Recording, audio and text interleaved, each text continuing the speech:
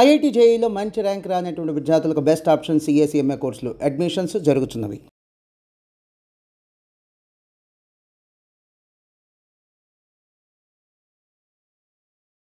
గారు అంటే అక్క అనుకొని అడుగుతున్నా, కొంచెం పర్సనల్ అనుకోకండి, ఉమెన్కి ఉపయోగపడుతుందని అడుగుతున్నాను అంతే. నేను మొన్న ఒక వీడియో చూసా, అంటే రెగ్యులర్గా చూస్తుంటాను కాబట్టి చూసా, ఈ బేబీస్ గురించి మాట్లాడుతున్నప్పుడు ఒక బేబీని కనాలంటే నేను ఒక బేబీని చంపుకోవాలని ఒక లైన్ వాడినారు కదా, చాలా ఎమోషనల్ అనిపించింది. ప్రామిస్గా చెప్తున్నాను, నాకు ఇంకా పెళ్లి కాలేదు కానీ వినడానికి నాకు అది కొంచెం మరి హార్ట్కి ఇట్లా టచ్ అయింది అనమాట. నిజంగానే ఇప్పుడు 3 అబార్షన్స్ అంటే ఆల్రెడీ మొత్తం 5 1 అబార్షన్ అంటే 2 డెలివరీలు అన్నట్టు. ఒక అబార్షన్ అంటే 2 డెలివరీలు అయినంత సమానం. మరి అంత పెయిన్ ఉంటుందా? నాకు 3 అబార్షన్స్ అయినాయి. 3 అబార్షన్ రీసెంట్ గా మొన్న ఒక 1 మంత్ అయిపోయింది అంతే. జస్ట్ 1 మంత్ 1 మంత్ బ్యాక్ అయిపోయింది. తెలియకుండా అయినాయి 3 అబార్షన్స్. మీకు 3 అబార్షన్స్ అంటే ఇది 3rd మాత్రం మాకు ప్రెగ్నెన్సీ అని తెలియలేదు. హాస్పిటల్ కి చెకప్ కి వెళ్తే కూడా అంటే నీకు బ్లడ్ లేదు, నువ్వు వీక్ ఉన్నావమ్మా అని చేసి చెప్పారు అనమాట. సో మేము కూడా అంత ఏం పట్టించుకోవాలి, బ్లడ్ లేదా, టెస్టులు చేపిస్తే కూడా నో రిజల్ట్ అనే వచ్చింది. మాకు పాప ఫంక్షన్ ఉండే, పాప ఫంక్షన్ అయిన నెక్స్ట్ డే నుంచి నేను చాలా సిక్ అయిపోయినా. అసలు నాకే తెలియలేదు అనమాట. ఇంకా నాకు ఈయనకి చెప్తే ఈయన హాస్పిటల్ తీసుకెళ్ళి స్కాన్స్ అవన్నీ, మాకు స్కాన్ తీస్తేనే తెలిసిందనమాట నువ్వు ప్రెగ్నెంట్. మరి ఫస్ట్ అబార్షన్ ఫస్ట్ది 4 months మంచిగానే ఉండాలి, నాకు కన్సీవ్ అయిందని తెలిసిన 4 months బాగానే ఉంది, కానీ బేబీకి హార్ట్ బీట్ లేదని చెప్పి సో అది ఎట్లా వెళ్ళిపోయింది. సెకండ్ది కూడా సేమ్ హార్ట్ బీట్ లేదు, ఈ 3rd కూడా సేమ్ అంతే హార్ట్ బీట్ లేకని. మాకు తెలియలేదు, ఒకటి స్కాన్ చేసిన తర్వాత తెలిసింది హార్ట్ బీట్ లేదనేసి. ఫాదర్కి ఎలా అయినా ఉండని కానీ మదర్కు బాధ ఉంటుంది, చిన్న కాల్లో లేకపోతే ఏదో ఒక బేబీ ఫామ్ అవుతుంది అనే ఒక ఊహలో. ఫీల్ కొంచెం వేరే అనిపిస్తుంది, ప్రెగ్నెన్సీ ఫీల్ అనేదే వేరు, కానీ ఇంక అందులో పోయింది అనేసరికి బాధ ఉంటది. ఇప్పుడు ఆల్రెడీ 2 పిల్లలు ఉన్నారు కదా, అడగొచ్చా? ఫస్ట్ అడగొచ్చు, చాలా కామెంట్స్ కూడా వచ్చాయి. చెప్దాం అనుకున్నా మాకు టైం లేక 3rd బేబీ కావాలని చూస్తున్నారా లేకపోతే? కావాలి మేడం. ఎందుకంటే మేడం ఇప్పుడున్న సిచ్యువేషన్ లా ఎందుకు కావాలంటే, మా అమ్మకి ఒకటి ఇద్దరే ఉంటే, మా అమ్మ వర్షన్ ఇద్దరే ఉంటే చెప్పలేము, అది ఇన్సిడెంట్ ఏదైనా కావచ్చు, ఏ టైం ఎలా ఉంటుందో తెలియదు. ఒకరే ఉన్నారనుకో సమ్ సిచ్యువేషన్, ఒకరే ఉంటే చాలా బాధ ఉంటుంది. 3 ఉన్నారనుకో మనం అనొద్దు, కానీ ఆ సిచ్యువేషన్ ఆ ఇన్సిడెంట్లో ఒకరు ఉన్నా కూడా ఇంకిద్దరు ఉంటారు. అది మా అమ్మ చెప్పేది. అట్లా అని మేము కూడా అట్లా 3 అనుకున్నాము. కానీ పోషణ అనేది ఇప్పుడు చాలా కష్టం. కాకపోతే మా అమ్మ ఎట్లా పోషించగలిగిందో మేము ఆ మాత్రం పోషించగలుగుతామేమో అని మేము అనుకుంటున్నాం. మీ మమ్మీ అంటే వీరనారు అయి ఉంటారండి. అప్పటి రోజులు వేరు, ఇప్పుడు రోజు అంటే నేను క్వశ్చన్ చేయట్లేదు, మీ ఇష్టం. నేను జస్ట్ చెప్తున్నాను ఏంటంటే, అప్పటి రోజుల్లో అమ్మ వాళ్ళు నిజంగా ఇప్పటికి ఆశ్చర్యమే, అసలు ఎట్లా పెంచినారు అంతమంది పిల్లల్ని, అసలు డబ్బులు ఏడికెళ్ళి వచ్చేవి, ఏం చేసినారని. ఇప్పుడు మనం ఒక బాబుని స్కూల్లో జస్ట్ ఫస్ట్ క్లాస్కి ఇస్తే 30,000, సెకండ్ క్లాస్ 50,000, ఇంకా క్లాస్ పెరిగితే డబ్బులు పెరుగుతున్నాయి కదా. అంటే అదొక ఆలోచన, వాళ్ళు అడిగేదంటే మీకు ఖచ్చితంగా వస్తుంది కదా. ఇక్కడ నాకు ఒక సేఫ్ ఏంటంటే మేడం, నేను ఈ సోషల్ మీడియాలో ఉండకున్నా కూడా నాకు ఒక ప్రైవేట్ గా, నా పర్సనల్ గా కొన్ని పరిచయాలు ఎక్కువ ఉంటాయి మేడం. ఇప్పుడు నా లైఫ్ లో కూడా పరిచయాలు ఎక్కువ, నేను చిన్నప్పటి నుంచి కూడా పరిచయాలు ఎక్కువ. సో స్కూల్స్, మా ఫ్రెండ్స్ ఉన్న స్కూల్స్, కాలేజెస్, ఇక్కడ ప్రిన్సిపల్ లెవెల్స్ వరకు నాకు ఆల్మోస్ట్ క్లోజ్ ఉంటుంది, టచ్ లో ఉంటుంది, క్లోజ్ లో ఉంటారు. ఇప్పుడు మా పాప స్కూల్ కూడా నా ఫ్రెండ్స్, మా ఫ్రెండ్స్ అట్లే చాలా క్లోజ్ గా ఉంటారు, మంచి ఫ్యామిలీ రిలేషన్ లో ఉంటారు, కలుస్తారు.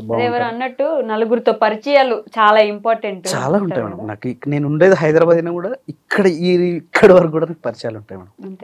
ఉంటాయి కాబట్టి అంత రిస్క్ ఏమో అనిపించదు నాకు. ఎక్కడ పోయినా నాకు ఒక సర్కిల్ ఉంటాను. ఇక్కడనే కదా, నేను మొన్న అరుణాచలం వెళ్ళినా, అక్కడ కూడా ఒక సర్కిల్ ఉంటుంది. అంటే తిరుపతి వెళ్ళినా, ఎక్కడ వెళ్ళినా, మహారాష్ట్ర వెళ్ళినా, ఎక్కడ వెళ్ళినా కూడా ఒక సర్కిల్ అనేది నాకు ఉంటుంది. సో దానివల్ల ఈ పోషణ అనేది నాకు అంత ఇబ్బంది ఏం అనిపించదు మేడం. అంటే మీరే ఇందాక స్టార్టింగ్ లో అన్నారు కదా, నేను చాలా కష్టపడి వచ్చాను, నన్ను ఎవరు చేయించడం లేపలేదు. ఈ కష్టపడి వచ్చిన వాళ్ళకి ఏంటంటే అదొక ధైర్యం ఉంటుంది, మళ్ళీ పడిపోతే కూడా నేను మళ్ళీ కష్టపడి లేచి రాగలను కదా, అదొక ధైర్యం ఉంటది కదా. పడిపోకూడదు మేడం, అస్సలు పడిపోకూడదు. ఎందుకంటే ఇదంతా నిర్మించుకున్నాం మేడం, ఇది ఒక్కొక్క ఇటుక పెట్టి మనం నిర్మించుకున్నాం.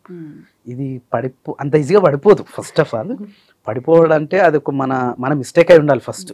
కరెక్ట్. మన మిస్టేక్ అయితేనే ఇది పడిపోతుంది. సో మన మిస్టేక్ లేకుండా ఉంటే మనం ఇంకా పైకి ఎదుగుతూనే ఉంటామని నేను అనుకుంటాను. ఒపీనియనా? మొన్న పాపది శారీ ఫంక్షన్ వీడియో చూసాను నేను. కాదు ఇంత చిన్నప్పుడు అంటే మామూలుగా శారీ ఫంక్షన్ అంటే ఏదో ఒక 11 ఏళ్ళు అలా చేస్తారు కదా, ఎందుకని ఇంత చిన్నప్పుడే? అంటే నాకు మా మమ్మీ 5 years కే చేసింది. సో మా మమ్మీ కూడా నా పాపకి కూడా సేమ్ 5 years లోనే చేసా. అంటే మా అత్తమ్మకి చాలా ఉండే అనమాట.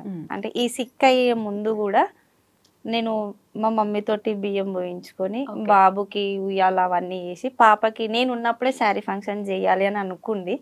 చాలా ఉండే. 3 months లో బాబు 3 months ఉన్నప్పుడు చేద్దాం అనుకున్నాము. అప్పుడు మమ్మీకి పెరాలసిస్ వచ్చింది అనమాట.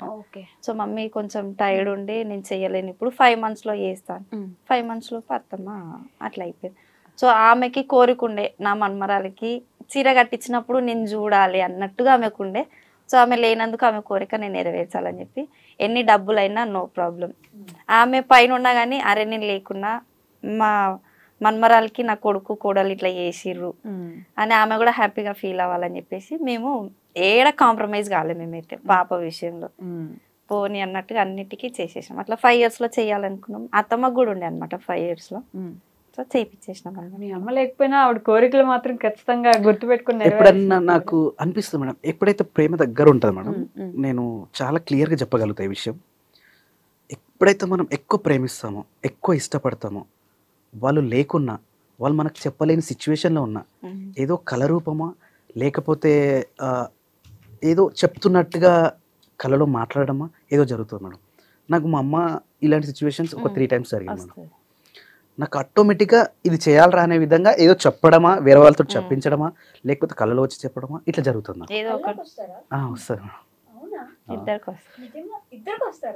నాకు ఈ రీసెంట్గా మేము టూర్ వెళ్ళేసి వచ్చాం.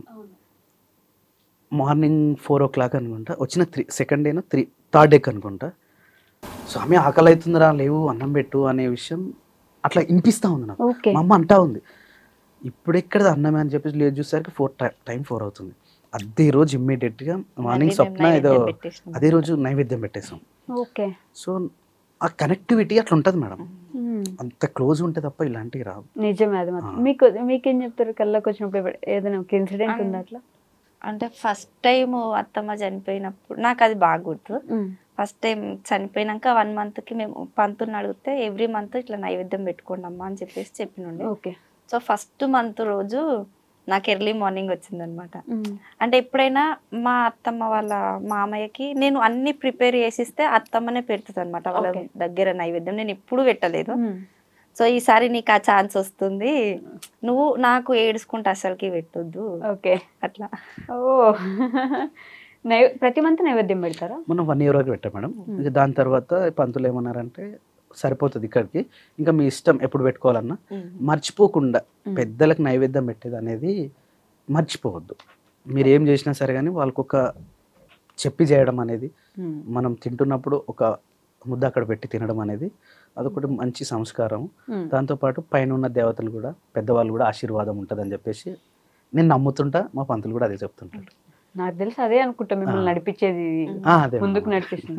ఒకసారి అంటే ఏదో ఎవరో అంటుంటారు కదా, దైవభక్తి ఎప్పుడు వస్తుంది అంటే మన లైఫ్లో ఎప్పుడో ఏదో గట్టి ఇన్సిడెంట్ జరిగి మళ్ళీ దేవుడు లే నా దగ్గరకు రా అని పిలిస్తే అలా వెళ్తుంటారు అన్నట్టు మీరు మొత్తం ఈ మధ్య అన్ని గుళ్ళకి ట్రిప్ వేసి వచ్చారు కదా, ఈ మధ్య భక్తి కూడా బాగా పెరిగిపోతుంది. ఈ మధ్య లేదు మేడం, ఫస్ట్ నుంచి భక్తి ఎక్కువ. నాకు చిన్నప్పటి నుంచి అంటే ఫస్ట్ ఇది చెప్పుకుంటే ఎట్లుంటుందో కానీ నేను 5th ఇంటర్ వరకు కూడా నేను గుడికి వెళ్ళాలి మేడం.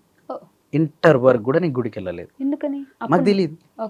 మా ఇంట్లో పూజలు లేవు, అసలు ఏం తెలియదు, పూజలు లేవు, ఏం లేవు, అసలు మాకు తెలియదు. గుడికి వెళ్ళాలని కూడా మాకు తెలియదు. ఫస్ట్ టైం నేను హనుమాన్ టెంపుల్కి వెళ్ళినప్పుడు భయపడుకుంటూ వెళ్ళిన. మనం హనుమాన్ గుడికి వెళ్తే మన ఇంట్లోకి ఏదో అవుతుందట అనేది మాకు మా పెద్దలు మా చుట్టుపక్కల ఉన్న వాళ్ళు అప్పుడు ప్రిపేర్ చేసినారు అదంతా. అసలు గుడికి వెళ్ళొద్దు, మనం గుడికి వెళ్ళొద్దు, గుడికి వెళ్తే ఏదో అవుతుంది, మన ఇంట్లోకి ఏదో అవుతుంది అని. ఎందుకు అవుతుంది గట్టిగా అదే అక్కడ నుంచే నేను ఎక్కడైతే నెగిటివ్ ఉంటామో అక్కడ నుంచి పాజిటివ్ వెళ్ళిపోవాలి అంతే. అక్కడ నేను నేరెడ్మెట్లో వినాయక్ నగర్లో ఉన్నప్పుడు హనుమాన్ టెంపుల్ ఉంటుంది చైనా బజార్ పక్కన, నాకు ఇష్టం ఇక దేవుడు. ఫస్ట్ హనుమాన్ టెంపుల్కి అదే గుడికి వెళ్ళిన. అక్కడ నుంచి నేను అక్కడ సిటీలో ఉన్నన్ని రోజులు ప్రతి శనివారం నేను వెళ్తుండే. అదొక ధైర్యం వచ్చింది నాకు. దాని తర్వాత ఇక్కడ జై శ్రీరామ్ అని ఒకటి రాపించుకున్నా. అదే ఇంకా హనుమాన్ గుడిలో నేను హనుమాన్ చాలీసా చూడకుండా ఒక 100 సార్లు ఇట్లా పాడేస్తుంటా హనుమాన్ చాలీసా అని. అదే చాలీసా నేను ప్రిపేర్ చేసి ఆ బండ పైన ప్రిపేర్ చేసి మా ఊరి గుడిలో నేను ఇప్పుడు పెట్టించిన. ఓ నైస్ అండి, సూపర్. ఏ గుడికి అయితే అసలు వెళ్ళకూడదు మనం అని భయపడ్డారు, ఆ గుడిలో అది హనుమాన్ పెట్టించడం చాలీసా పెట్టించాను. విషయం. ఈ మధ్య మరి టూర్స్ కి వెళ్ళినారు కదా, ఎట్లున్నాయి? అన్ని గుళ్ళు బాగున్నాయి. నేను ఇవన్నీ నేను అయ్యప్ప మాల వేసుకుంటాను మేడం. ఎవ్రీ ఇయర్ మేము సౌత్ అక్కడ ట్రిప్ కేరళకి వెళ్ళి కేరళ నుంచి ఆ గురువాయూర్ అక్కడ నుంచి ఇవన్నీ చూసుకుంటూ వస్తుంటాం. నేను ఇప్పుడు 13 సార్లు నేను వెళ్ళడము. ఎప్పుడు నేను ఒక్కనే వెళ్తున్నా. వీళ్ళని తీసుకెళ్దామని లాస్ట్ ఇయర్ మా తమ్ముడు తీసుకెళ్ళినా. మా తమ్ముడు ఏమన్నాడు, అన్న మనమే తిరుగుతున్నాం, వీళ్ళకి కూడా చూపిస్తే హ్యాపీ ఫీల్ అవుతారంటే, సరే మా బావగారు మా తమ్ముడు మేమే వెళ్తున్నాం కదా, ఈసారి వీళ్ళని కూడా తీసుకెళ్దామని మా కారును ఇంకో కారు రెంట్ తీసుకొని మా బావాల ఫ్యామిలీ, ఈ ఫ్యామిలీ, మా చెల్లె వాళ్ళ ఫ్యామిలీ ముగ్గురం కలిసి ఇంకా 10 రోజులు అట్లా ట్రిప్ వేసి వచ్చాం. మొత్తం సౌత్ మొత్తం వేసుకొని వచ్చాం. రామేశ్వరం వరకు వెళ్ళాం. రామేశ్వరం వరకు వెళ్ళి మళ్ళీ రిటర్న్ వచ్చేస్తాం. మళ్ళీ డ్రైవర్ లేరు, మేమే డ్రైవింగ్ చేసుకోవాలి, మేమే వ్లాగ్స్ తీసుకోవాలి, మేమే వీడియోలు తీసుకోవాలి, మేమే ఎడిటింగ్ చేసుకోవాలి, పిల్లలను చూసుకోవాలి, ఫుడ్ చూసుకోవాలి, అన్ని మేమే చూసుకొని మళ్ళీ సేఫ్ గా ఇంటికి వచ్చాం. బాగా ఎంజాయ్ చేస్తున్నారు అట్లా. ఈసారి ట్రిప్ మస్తు ఎంజాయ్ చేసినాం. బాగుందా? బాగా జరిగిందా? మీ హెల్త్ ఎలా ఉంది? ఓకేనా ఇప్పుడు? ప్రస్తుతానికి అయితే ఓకే. పక్కన అంటే బక్కగా అయిపోతున్నట్టున్నారు కదా. ఇంకా ఇప్పుడే నేను కొంచెం బెటర్, ఎందుకంటే వాళ్ళ ఫీలింగ్ ఆపేసిన కాబట్టి కొంచెం బెటర్ అనిపిస్తుంది. మీకు బెడ్ రెస్ట్ చెప్పినట్టున్నారు కాదా? కొన్ని డేస్ ఉన్నా నాకు అదేందో, నాకు బెడ్ రెస్ట్ అంటే అసలు బెడ్ మీద పడుకోబుద్ది కాదు. బెడ్ రెస్ట్ అంటే బెడ్ మీద పడుకోమని అర్థం.